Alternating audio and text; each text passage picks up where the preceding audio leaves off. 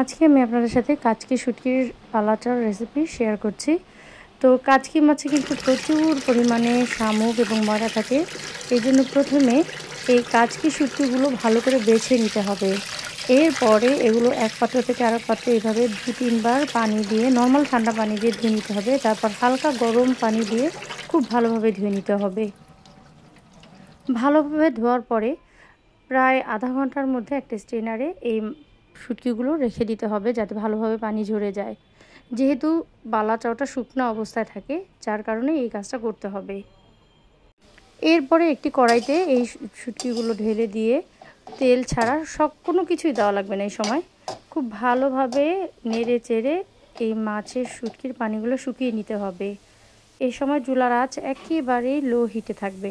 তো দেখতে পাচ্ছেন কী পরিমাণে পানি এই শুটকি মাছের থেকে বের হয়েছে। এই পানিটা শুকানোর পরে মেইন কাজে যেতে হবে। এবং এই সময় কিন্তু চুলার আঁচ বাড়ানো থাকলে শুটকিটা পুড়ে যাবে, এটা খুব ভালোভাবে খেয়াল রাখতে হবে।